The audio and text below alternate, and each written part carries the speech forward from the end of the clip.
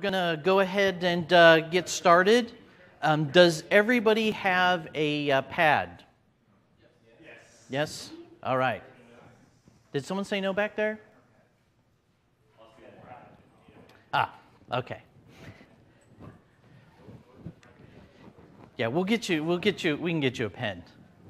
So, first off, thank you very much for coming out. I honestly thought that I would be basically speaking to the camera back there, which, by the way, if you didn't know, all of our sessions have been recorded, and like within 24 hours, or at least I think we're saying 24 hours maybe, you'll be able to get access to any of the sessions that are here. So, do us a favor, tell your friends and your loved ones that we have these sessions, and to have them check them out and watch them. So this will be kind of weird because we're doing sort of a hands-on exercise, but there is sort of this home audience as well. So they can follow along as well. They just need pen and paper or pencil and paper, what have you.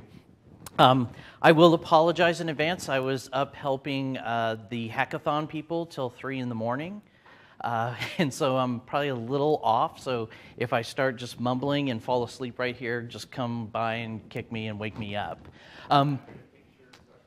Yes, after you Instagram everything, that'll be the way to go.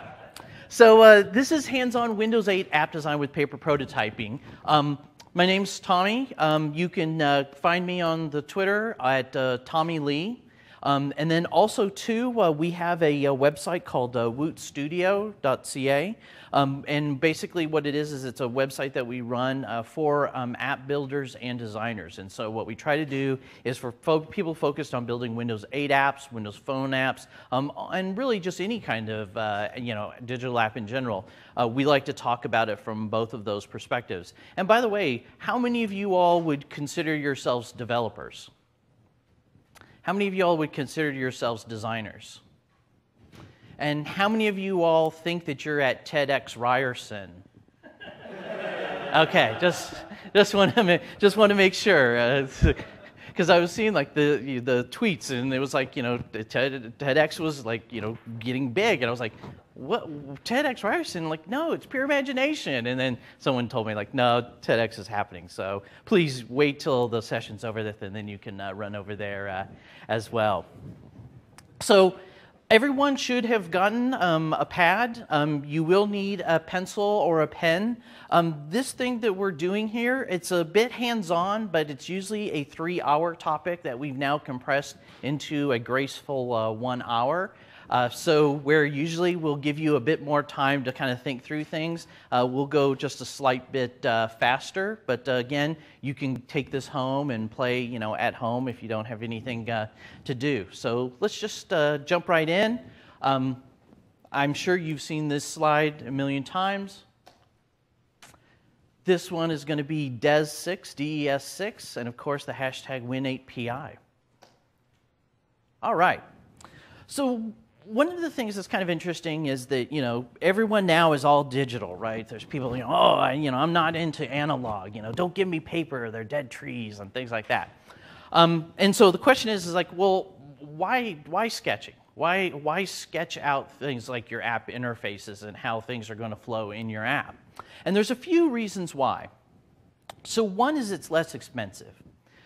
When you're building an app, it costs much more to change something or to change a different feature or an implementation when you're already sort of gone. And in fact, when you have an app that's already out there, it's even much more expensive to make that change. So what you want to do is earlier on in the process, you want to get your ideas out. And what I find is that when you start actually sketching your ideas out, that's when you sort of find these little things that go, oh, you know what? Maybe I didn't really think that through. And like I love the fact that as I've been walking the halls and been walking in the different groups and at the hackathons, I actually saw a lot of people sketching out their prototypes even before they did the code, right? And I've also seen the opposite side as well, right? Which is when it came time for hacking, it was like run to the computer and start coding, and then it's like, well, what do I need to do about that? Oh, I didn't think about that. So I always recommend to people, first think through what it is that you want to do, and it's part of that kind of design process. The other thing that's nice about sketching as well is that you'll find naturally your focus is going to be spent on the experience rather than the implementation. And what we're seeing more and more now is that people aren't winning sort of the app battles via features. Most people don't these days go, well, there's this flashlight app here and this flashlight app here, but this one has a blue tinge color to it, so I'm going to go with that one because it tends to have one more feature than the rest. It's usually not that. It's usually the experience, right? And a lot of people won't even know. They'll just look at your app and go, oh, this looks like a good quality app, and it's because you've thought through what those experiences are going to be. And when you're paper prototyping, that's what you should be thinking about. Don't think about the implementation. Don't think about, oh, well, gosh, and with this, I'll have to set up a database, and then I'll have to do the queries, and then I'll have to do a MVVM, blah, blah. Don't think about those things. When you're into paper prototyping and you're in that prototyping phase, what you want to do is you actually want to iterate pretty fast through different concepts.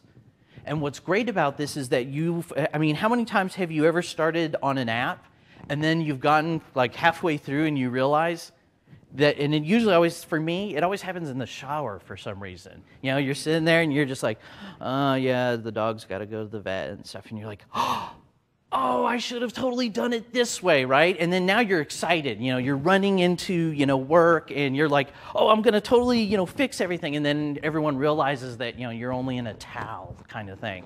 So the thing is that we do want to make sure that we, use sketching because we can iterate really fast, right? And it's actually less expensive to do these iterations, right? Versus going into Photoshop and laying everything out, pixel perfect, or working with some kind of interaction tool to do that. And so I find that by doing a lot of this, you will have thought through a lot of the challenges that you're going to face down the road. The other thing that's really nice as well is that, it's much more durable than we think, right? Like, we hate the analog world, but what I'm going to do is I'm going to go like this. Still going to work, right? Can I take your machine and do the same thing? No. Yes. But exactly that. These things are fairly durable, although water still is a bit of a problem there. But I did see one time again where someone actually, they laminate theirs afterwards so that they stick around forever, that they can actually go back in their file system and see it. And it's kind of really kind of cool in a very librarian, modern way.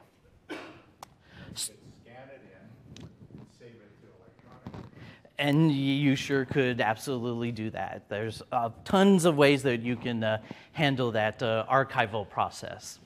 So the interesting thing is when people start paper prototyping, we all want to start drawing the boxes, right, for Windows 8 apps. It's like, oh, yeah, time to get my grid on, and just drawing those boxes. And yes, I'm going to act like I'm panning, across.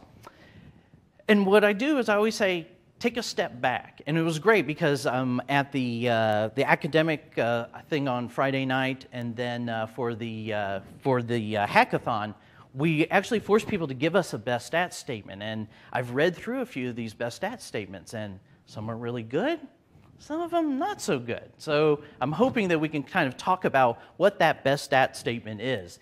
And so the first thing you're going to want to do is to come up with what is that best stat statement. Then from there, you need to figure out what are the right scenarios, and then what are the right features. And we're actually going to talk about the difference between a scenario and a feature. And this is actually pretty important when you're planning out your app so that you, again, don't bog down into the details, but focus in on the experience. So how do we go about creating a best stat statement? Well, a best stat statement should be specific, it should be one sentence, and truly differentiated. And what we mean by that is, you want it to be specific. It can't be, I'm building the best app ever, or I'm building an app that will make me a millionaire. Not very specific as to what it is that it's going to be best at. Also, it should never be a run-on sentence or multiple sentences.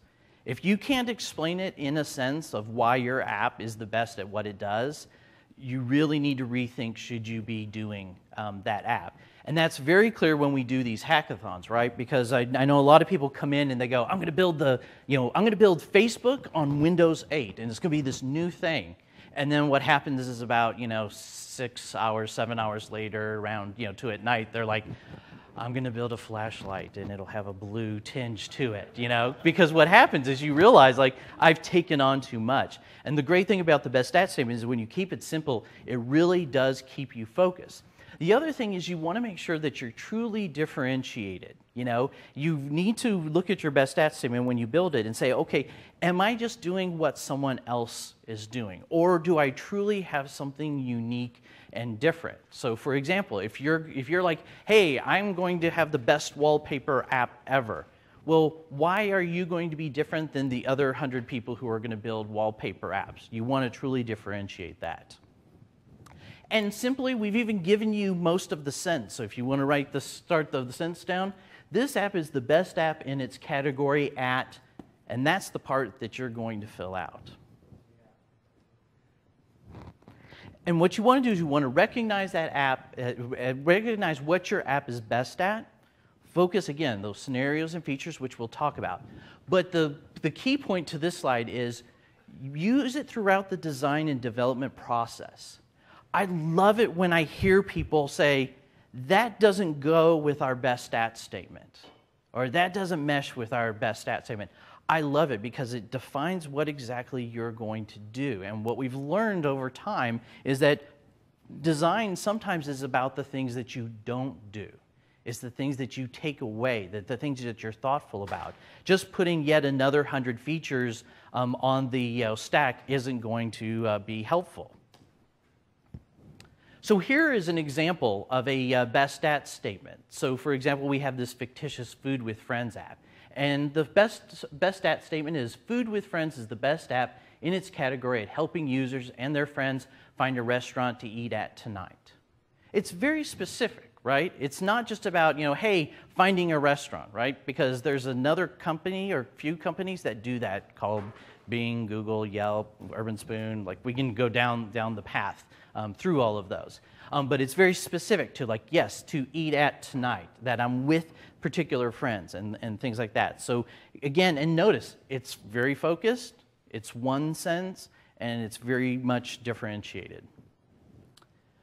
So once you've done the best stat statement, the next step is to go ahead and choose the right scenarios that your app is going to use. And you want those scenarios, again, that only focus on supporting that best stat statement. And that's why I tell people, like in this instance, we're going to probably spend all of like 2 minutes coming up with a best stat statement. But I tell people, you may spend multiple days coming up with that best stat statement and refining that best stat statement. It's usually not just a boom, there it is. It's really thoughtful on how you come up with that. Now, the thing to think about when we think about scenarios is that scenarios represent the actual possible situations, and that these are the things that people are going to think about what they want to do when they're using your app. Because we think of it as an imagined set of circumstances that help a user reach a goal. And when you think about this, these are the things that people want to do. They're not features of your app because, again, most people are not looking at features. We don't go in, when we're going to buy a car and we go, wow, that carburetor looks really, really good. Wow, this is an excellent carburetor. No, we don't do that. Cars have carburetors still, right? No? Oh my gosh. Boy, did I totally date myself or what here? But okay, fuel injectors. Exactly. So the thing is that people don't think about that. When they think about a car, they think of these use cases, right? That, hey, I want to get to work, or I want to get to work in style, or I want to get a car that I think the significant other will appreciate, or I want something that will keep my kids quiet in the back. You're not thinking of those very specific things. But when you are brainstorming scenarios, the thing to not do is to kind of put your mind into like, oh, this is a feature versus this. You can do that afterwards. The thing with brainstorming is you just want to get things out there, right? And the brainstorming should be wide open. It should be, hey, there's no bad ideas. It's always funny at Microsoft, and oh, this is being recorded, so I'll have to watch. I don't say any names. But I don't know how many brainstormings I've been in where it starts off with, there's no bad ideas in brainstorming. And then after about the third idea, there's always like the Microsoft person who's going to be like, well, actually, that's not going to work because of blah, blah, blah, blah, blah, blah, blah. And it's like, it's notorious for that happening. But what you have to do is you really have to focus in on just getting those things out, getting them on paper. Then, what you can do is focus and go, okay, what is a scenario versus what is a feature? And again, what I was talking about earlier, scenario is a goal that users want to achieve using your app. Features are a mean to the end. Again, the fuel injector is a mean to an end. It's not the thing that you're buying the car, for. So what you start doing is you start removing the features. Happy holidays. So you want to start removing the features. And so what you do is you look at things like search for a restaurant. That's a feature. That's not a scenario. Reading a review. Getting business details. And you can read through this, again, sample session here. And so what you'll notice is that we start getting rid of those features, and we now start seeing those scenarios bubbling up from our brainstorming jam session. So again, remove the scenarios that don't support your best at statement. Then what you start doing is you go, okay, now that I've gotten rid of all the features, now let me go ahead and get rid of non-supporting scenarios. So what we do is we go ahead and we grab our best at statement above here, and then we start removing those non-supporting scenarios. So for example, if you read the best at statement, does interact with restaurant owners really align with our best at statement? Probably not. That's going to be an extra thing. Might be good for V2, what have you, but that's not what you're going to do. And again, with the time constraints that you probably are going to have when you're building any app these days, you really do have to focus. And so we can, again, start slicing these out of here. Then we come to these scenarios. Find restaurants that my friends want to eat at. Find restaurants that I want to eat at. Make dinner plans for tonight with friends. And now it's very crisp as to what we're going to do, and also very clear as to what we're not going to do. So you've got your best at statement. You now pick the right scenarios. Now what we need to do is we need to pick the right features. So how do we go about doing that?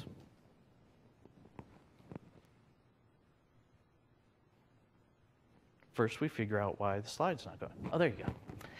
So again, the scenarios were the reasons why people use our app. Features are how they're going to achieve those scenarios. So what you do is you say, does the feature that we're thinking about and considering, does it make one of the scenarios great? Will every feature be used by most users? A lot of times what happens is we want to be friends with everyone, right? It's like, oh, I want everyone to like me. That's not how the world is. Every person has one person that totally hates them in the world, and there's no clue as to why. It just is that way. Well, that's a Thomasism, so it might not be real, but that's what I think. And also, too, features should be very specific, that you're going to do a certain thing to achieve something. Now, you can see, look, we brainstormed a ton of features, right? But what we're going to do is we're going to start going through them. And we're going to ask the question, does the feature support a scenario? So we begin looking at these and going, well, finding nearby businesses, does that really deal with any of the three scenarios we had? Not really. Message boards, organizing events by future dates. And the good part about this is all of this can be put into a backlog for the next version. It's not like you have to say, oh, these are bad ideas. You can kind of put them to the side. But for what you're going to do at this time, you want to, again, get very, very focused. You also, because you're building a Windows 8 app, preferably, is you want to remove features that are covered by charms or within the platform that you're building for. So, for example, search, we don't need to implement search in our app because we can take advantage of a search contract within Windows.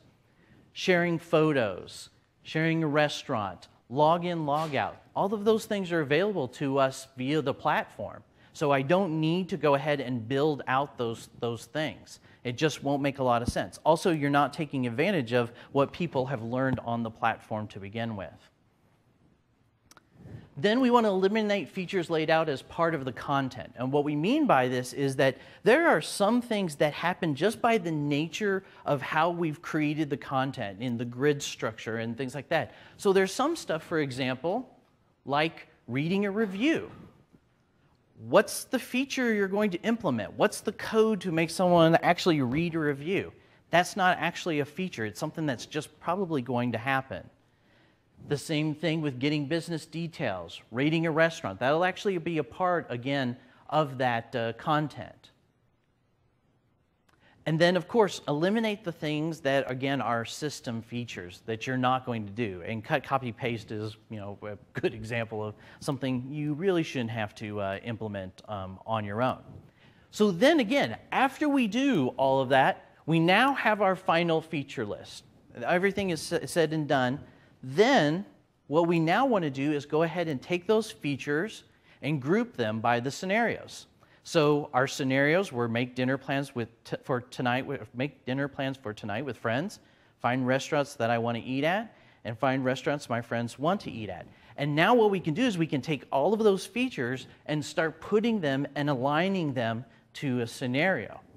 And now what's great about it is that as you're thinking about, especially if you were a part of the hackathon, is instead of trying to do everything, and I see this happen all the time where someone's like, okay, I'm going to build a game, so I'm going to do a sprite animation tool here, and then, oh, I'm going to go ahead and build a background over here, and then at the same time I'm trying to debug this error.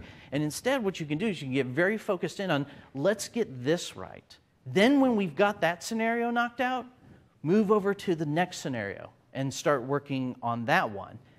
And then working on that one, because I can guarantee you that, and as one of the judges of the event, I'm looking at this, right? I'm looking at who are the people who are going to go, well, we were going to try to make dinner plans for tonight with friends working, but we couldn't get that fixed, so we had a bug and couldn't do that.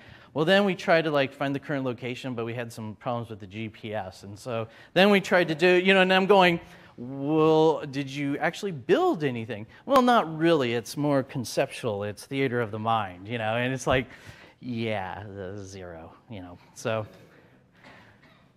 So then, again, we can now take all of those features and break it down into feature sets. So for example, if I'm going to vote on a plan, I'm going to have each individual items there. When I'm starting a plan, suggesting a restaurant, make a reservation at a restaurant. And so you can see that what we're doing, we just continue to get very granular at what we're doing. And so we do this with the others here as well.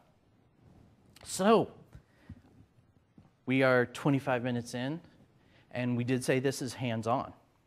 So now what you're going to do is you're going to put pen or pencil to paper. You're going to come up with whatever. This isn't, this isn't a test. But what I want to do is just to let's take about 5 to 7 minutes. You're going to start off with create a best at statement. Then I just want you to rapidly iterate and figure out what the right scenarios are, and then what those right features for the scenarios are. I am expecting you will not get finished with this, because usually what we would do is we would take about an hour to do this, and you're doing it in 7 minutes. But try your best. Just grab a sheet off of there and just start thinking through and writing, and just get involved with the process. And we'll start back up in about 7 minutes on the next topic.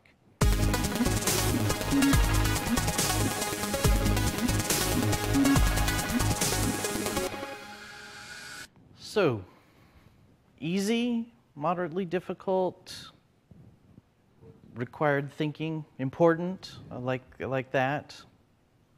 Anybody willing to share? Best at statement?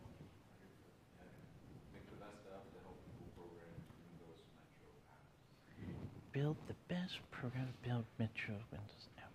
Okay. So the Metro thing, we got the thing there, but that's fine. And were you how far were you able to get to your scenarios? Were you able to? I think I outlined the main ones, like guide design is basically like what you're doing in this course, like directions and examples. Like programming languages, the strengths and weaknesses, because there's all sorts of different things to do with that. Mm-hmm. And then list helpful links to learn how to code, find pre-made code, that's important, and how to find free pre-made code. Oh, very good. Very good. Will, for being such a willing to talk in front of the classroom, I'm going to give you a nice little Windows 8 UI stencil from UI Stencils. It's a $27 retail value. There you go. Enjoy. And so, and so, how many of you, when you started writing out your scenarios and your features, how many of you all just like totally brainstormed? You didn't really put any thinking into whether it was a feature or if it was a scenario. How many of you all just like went wild? There, yeah. That's a good way to do it. I always prefer just to get everything out on paper and then go later, because then what happens is you will write something down and then you'll just kind of go back and go, oh, but maybe that doesn't fit, blah, blah, blah. No, you want to just get it down on paper. That helps out quite a bit. So, good. When you say remove the scenarios, so at the core, I understand that it's the best app at something. Mm-hmm. But if you start removing what's common to the others, then your app is just doing one thing. So how do you... Correct. So you're at a scenario level, you may have the same scenario as another app. Right, so you're correct, because what you could end up doing is you could be like, I'm a spreadsheet that does tree calculations, and that's it. But no, you still have to be a great, a spreadsheet. So yeah, when it comes to defining your scenarios, it's your best stat is going to be a differentiator overall, but you're not necessarily going to have that at the feature level or at the I'm totally spacing on the word we were just using. Scenario at that level. Okay, so the next thing we're going to do is we're going to talk a little bit about navigation patterns. So within typical Windows 8 apps, there is two kind of patterns that sort of you'll find that all through Windows, and just about every app is sort of either one or the other. But I also just kind of want to wrap your heads around that there is also a bit of a mixture of both as well. But as a kind of an easy way to sort of think through, like, what is that navigational pattern going to be, you can look at two different ones. The first one, which I see quite a bit of, and most people think about this pattern kind of instinctively when they look at Windows 8, is the hierarchical pattern. And this is pretty much best for large collections of related content. And this is why you see like news apps and things like that work really well in this hierarchical pattern, right? And because we need to actually break it down into pieces, we need sections and we need details, and we may want to kind of categorize things in certain ways. And what's nice is, again, what I was saying before, this pattern provides this intuitive navigation and promotes discovery. Because what happens is that people sort of are, when they look at this, they tend to like say, oh, well, here's all the different things I can look at. Then I can click on this. It will take me down, a bit further. Then I may want to see an item detail of it. And then semantic zoom, which you may have heard about, kind of plays really well with the hierarchical pattern as well. And so it typically will look like this. You'll have a hub page. I've even seen a lot of people call it their dashboard page. And this basically is going to be the heart of your app. And what it does is it sort of provides an overall navigation for the content. And so this is really good when someone first opens your app for the first time and they're just trying to figure out like what all is here. And then they can decide what are the kind of detailed items that they want to take a look at. And so you have this hub, and then, kind of in that second logical layer, you have these section pages or a section page, which again, it's content focused in on that section. And what that doesn't mean is it just has to be a list of those things. It can be a list of those things in addition with other content, right? So for example, if you are doing, produce online, you want to be the next Spud CA. It doesn't mean that the section page has to be, apples, and just nothing but the different, listing of apples. What it can be is like, hey, I'm going to not only have like, Brayburn, Washington State, Granny Smith's, things like that, but you could also maybe have an item that talks about, hey, by the way, here's one of the farms that we get our apples from, and things like that. So you can kind of use it as sort of a logical way of kind of assembling those. Then, of course, you'll get down to this details page where you're going to focus in on those very individual scenarios or items of content where there's not going to be any more kind of drilling into it. Now, a lot of people will say, well, I've got a lot of content, so I'm going to need to go about 10 layers deep, so can I get a breadcrumb? And we're like, no. And what I've pretty much found out is that if you're going past 5, you're going to lose your users, right? Because what we don't want users doing is focusing in on kind of where they're going to go or where they're at in your app. You want it to be somewhat logical. And typically what I found is that 3 is kind of like the perfect. 4 is okay. 5 is about where it's like, okay, yeah, don't go any further than that.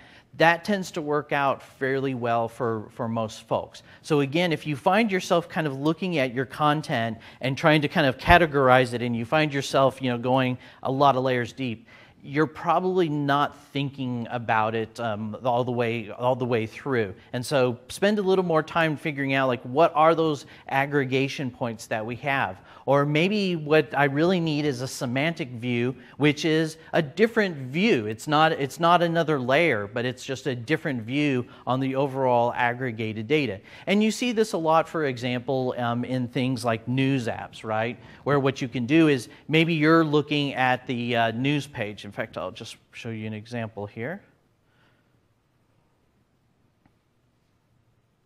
So here in the news app, for example, if I look on the dashboard page, I can see, okay, Being Daily shows me US stuff. That should be Canada, by the way. World, technology, I can keep scrolling, politics, and things like that. But if I implement a semantic zoom, I can actually take a different view of the same content. And so you have something like this so that if I want to get directly to entertainment because, oh my God, I got to know what these people are doing, today, up and they're not doing much. Oh, no, they really are. Oh, please. Okay. Anyway, don't even get me started on that. Don't even get me started. I'm a big horror fan, and I actually had someone who was like, so, you're into horror? What do you think of Twilight? And I was like, oh my gosh, kid, I'm going to throw you out of this window right now. Okay, that's totally segueing or sideways off the rails. Let's get it back on. Okay, so we talked about hierarchical. There's also the flat pattern. And this is when we have content that pretty much stays on the same level. And it also may be totally unrelated. A great example of this is Internet Explorer is a good example, or maybe a document viewer. So you have multiple documents that you want to take a look at. They're not sort of drill downs. You don't go yet drilling down into document after document. You really will want to use this navigation bar to get to the different types of documents that you're interested in. And again, the same thing with the web. This works out really well, like I said, with browsers, also games too. And games is kind of interesting because I've talked to a couple of people and they sort of say like, oh, I can throw out the modern UI because I'm building a game. And I'm like, well, no, actually you shouldn't. And we'll talk about that when we talk about app bars and things like that. But games can even kind of fit into this model. Now, it may not be something austere like this. It might be something that's related to the brand of your game and the emotional invocation you want from the game. But it can still use this. And again, what we want to do is we want to make sure that the hub page is driven by the scenarios. And so when you look at your hub page, one of the questions that you should ask yourself is, Are the items on here going to lead people to do things based on the scenario that they're interested in? So what we'll want to do is we'll want to go back to the scenarios that we have and say, okay, when I create my hub, am I thinking about these scenarios? Is this one of the, for each scenario, am I going to be able to pretty much figure out how to make that next step, right? Because we are, Windows 8 isn't just, considered like a laptop, device, but it's also a part of the mobile experience. And we know that people are doing a variety of different things with mobile, right? And it's not one of those things that, don't get caught up in the mobile as this, right? Like, oh, I'm walking somewhere and that I'm doing something, right? And that I'm constantly in motion. And the reason why you gotta like make it easy for me is because I might like walk into traffic or things like that. That's not what we necessarily mean by mobile. In fact, there is a study that has been done where they asked men and women, where do you use your mobile device most of the time? And well, let's put women over here for right now. They asked the men this. 80% of the men, where do you think that they use their mobile device the most? The toilet. Yes, which I continue to believe that makes men totally disgusting. And the women, they were about 8%. So there you go. But that's exactly it, right? We don't necessarily know where people are going to be consuming our content and how. We just know that they will be. So we need to make it as easy as possible. And the person who is on the toilet wants to find out how to make dinner plans for tonight with friends just as fast and simple and elegant as the person who is walking down the street. And here's an example, again, where you can use that hierarchical model to get to the different things. So friends' wish list. And also, too, a lot of these things can be, they don't have to fall into the, you're going to immediately go from, the first layer to the section and then to the detail. Sometimes what you may do is you may have something up on the top layer that goes directly to a detail. This becomes especially important when people are trying to do things, for example, like monetize, right? Where they might say, hey, I'm a travel agency and we want to book people to Florence, Italy. And so what they may do is in that top left hand, if they are so inclined by their own particular scenarios, maybe not what their user wants, but their own scenarios, they can make it where it can go directly to a detailed page if they want to. So, now we're back to the lab again. What I want you to do is to think about your best stats statement and think about which navigation pattern are you going to use. Are you going to use the hierarchical pattern or are you going to do a flat pattern? Then spend some time doing sort of a scenario walkthrough and maybe begin sketching out your hub page and see what you think that will look like and what that will be, and make sure that your scenarios apply to that. And what we'll do is we'll do another 7 minutes to do that, and then we'll jump right back on.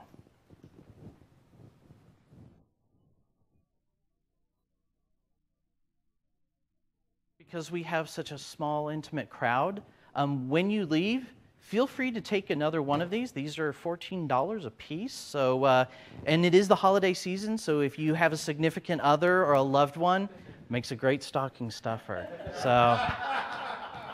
So feel free to take one at the end. But let me let you get back to it.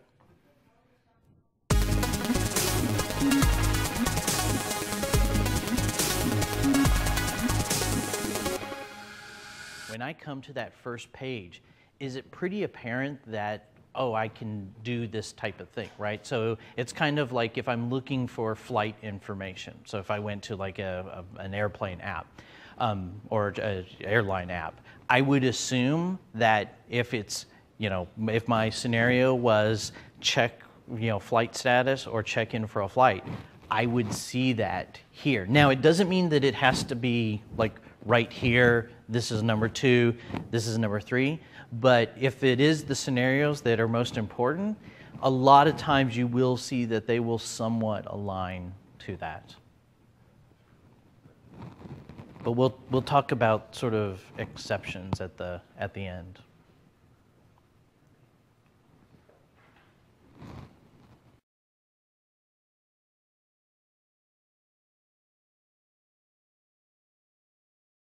A single page display of your data. In term is so is it like are you meaning content as in game, or do you mean as I would just put one page and then I would just scroll up as I needed to look at more of that data? Yeah, but in the left side you have your items, on the right side you have your update of the items that you want to look at. Rather than switching from page to page. Yeah, I mean, so yeah, again, this is going to be a little bit. It's the answer is always it depends. There's a lot of different pieces of the puzzle, but my feeling is that if it feels somewhat natural in a touch metaphor, then usually it works out fairly well. Right? So there's some rules that you're going to want, or guides that you're going to want to apply, right? Like if you have people panning, for example, from like left to right or right to left, what you don't want to do is then when they get to a certain point, to find out more, they need to go down. I've seen like magazine apps that do this, not on the Windows 8 platform, but I've seen on other platforms, and they have this weird thing where you kind of start at the top going through the magazine, and then when you go to an article, you scroll down, and then at this point it might talk about a sub-article, and so you're over here, but then if you want to get back to where you were reading, you got to go back up and over and through.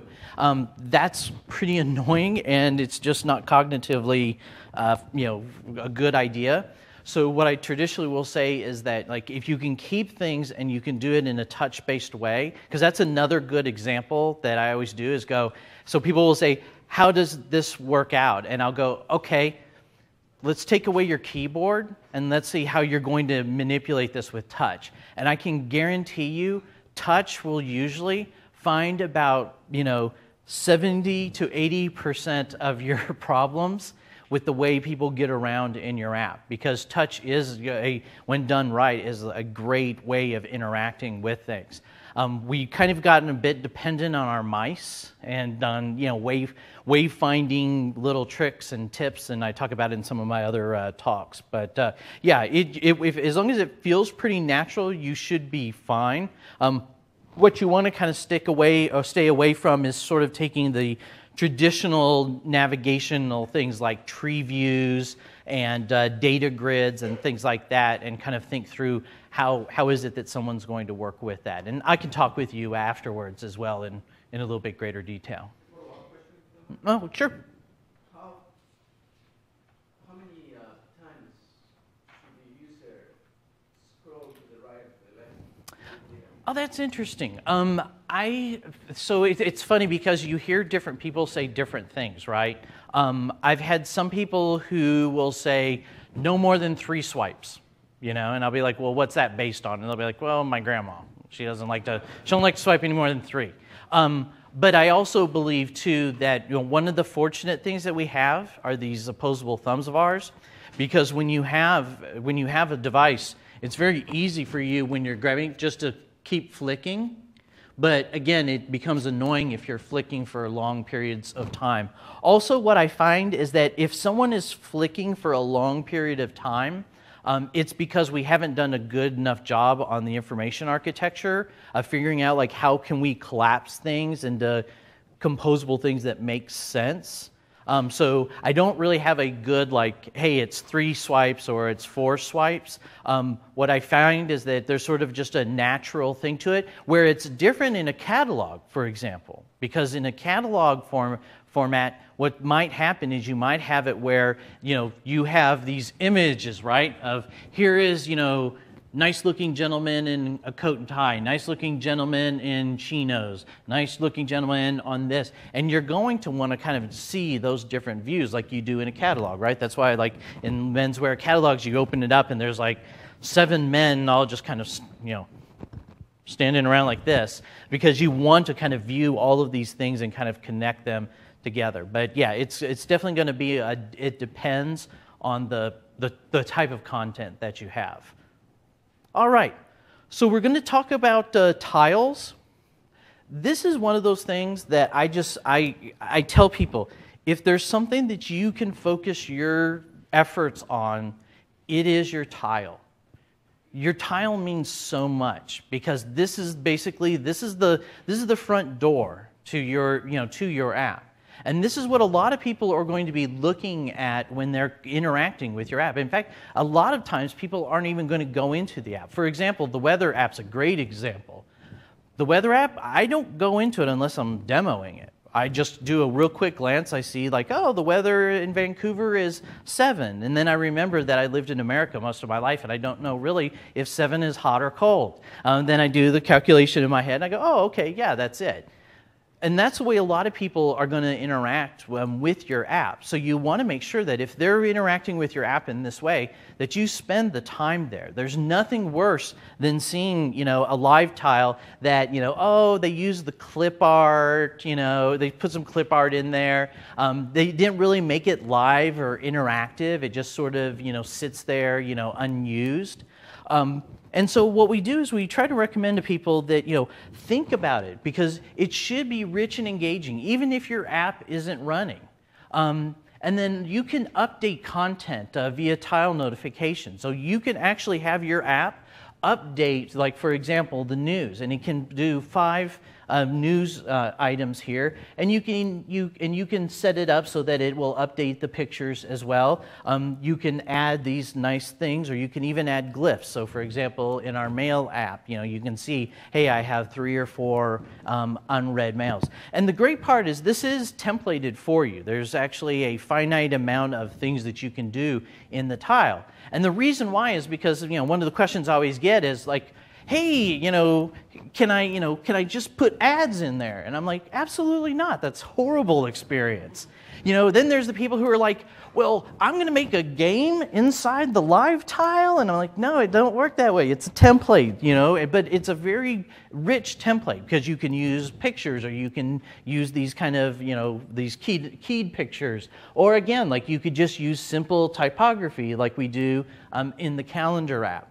But again, this is something that I tell people, really think about it.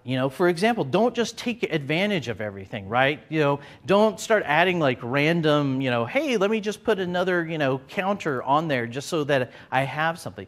That's not it. The thing to think about is, what again is that experience that I want people to see? And at the end of the day, I always, when I'm designing my own live tiles, I go, what is the live tile saying about my app? When someone takes a look at this, what do they think? And that's what you should do with your live tiles as well. So this one's kind of a little more fun. What you're going to do is you're just going to go ahead and design your live tile.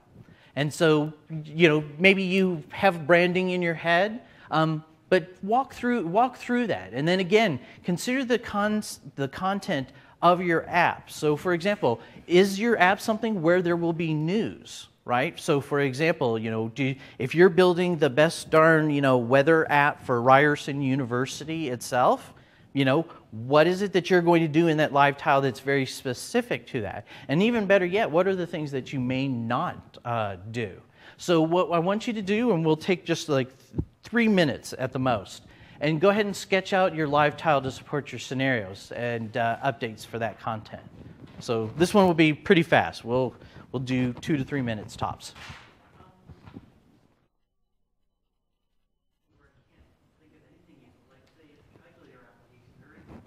That's perfect.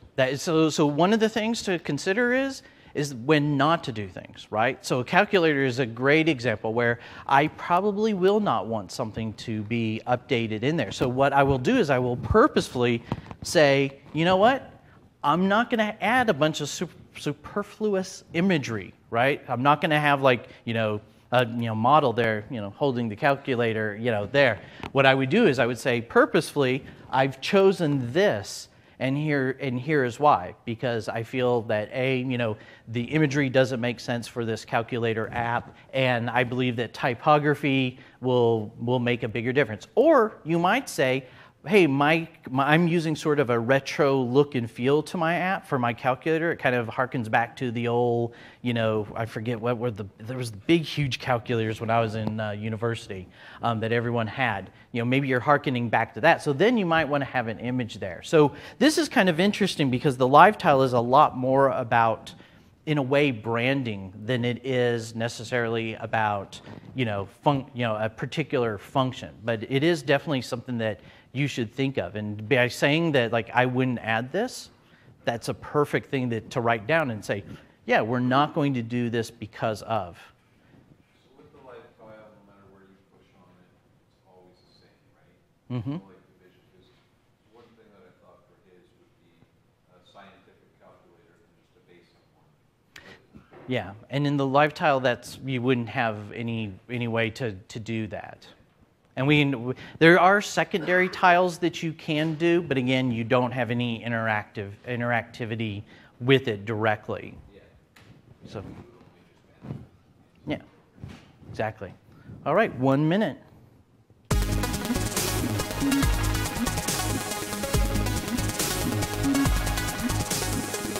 Okay, so let's talk about some resources. If you really get excited about sketching and you're like, oh man, I just can't get enough of this, and this was too short, go get Bill Buxton's book, Sketching User Experiences. Now, it's not specifically about Windows 8. He talks about just sketching overall. Bill Buxton is a Microsoft researcher and designer, and his focus is on natural user interface experiences. And this book's really just mind-opening. So, he not only talks about software, but he also talks about sketching for, products and physical things. Also, there's a lady named Sarah Summers who I've worked with, and she's at uxarray.com. She's written a book on sketching, and she does a lot of different posts on sketching, which is just like amazing. So please keep an eye on her. She does just incredible stuff, and that's at uxarray.com. Also, if you like these stencils and you want to get them, we have them not only, uistencils.com has them not only for Windows 8, but Windows Phone, websites, if you're Android or if you're iPhone or iPad, they have these as well. And again, you don't have to have like the special pads and the special, stencils and things like that to do sketching, but it does make it a little bit nice, right? Like when you see on these pads, there's quite a bit of detail. For example, you can see exactly where the app bar would go, or that if you put your app in Snap View, you'll see where that is. And it's just some really, it's really just good stuff. So check it out if you want to. That's at uistencils.com. Also, too, live and love design.windows.com. This is just like, to me, one of the greatest places ever. It's one of my, when I start up my browser, this is the page that it goes to. There's a lot of amazing stuff from everything we talked about. So the doing best at statements to navigation. What we went through was probably about, I would say, 4 topics out of 12 topics that we would normally go through in a full-fledged prototyping exercise. And then just one more thing. So one of the things that happens a lot is that you sit in these design sessions, and you read the stuff on design.windows.com, and you'll get this kind of feeling like there's all of these edicts being put on you, which is really weird, right? Because like in the earlier Windows days, in the earlier Windows days, it was kind of a free-for-all, right? Like you could write, if you wanted to have like a gray screen with a red button and a blinking blue button, you could do that. No one was telling you otherwise. And now all of a sudden, here comes Microsoft going like, no, you need to put this at this many pixels, and these type sizes should be this to establish a clever hierarchy. Don't get caught up in the have-tos. It must be exactly like this. I encourage people, play around with the different things. For example, you don't have to do something 100% hierarchical or 100%, thank you, flat. Appreciate it. I am tired. You don't have to decide that. You can decide to kind of create a hybrid. What I recommend that you do, though, is that when you are going to go against the guidance, or you're going to kind of step out of the guidance, make sure that you've thought through, why are you doing this, right? So, you know, don't find yourself getting into this have to. And like even the developers in the room, how many times have you been told like, oh, well, this is the language, right? Or this is the only one way to do this. And we always find out that what happens is that the one way to do this always changes year to year. So it's the same thing with design. Design changes. There's some fundamentals that design is built on top of that don't change. But for things like what you see, feel free to play around with them. Just because you see an app bar, you know, done 100 different ways, or if you see the same grid with the same tiles of the same size, try changing the sizing of those. Try putting in a silhouette. You'll find that it will make your app kind of shine above what everyone else is doing if everyone is following just basically the same type of patterns. And again, these are guidelines. You should do these kinds of things. It's going to make your life easier, and it's going to be something that users are going to expect. But when you want to create unique experiences, feel free to kind of color outside of the lines at times. If you love this kind of stuff, you can follow me on the Twitter at Tommy Lee. And again, we talk about these topics all the time at rootstudio.ca. We're also going to be doing a lot of these design clinics over the next 6 months. So if you're interested in those, please keep an eye on either of those, and we'll be making them available to you. So thank you very much.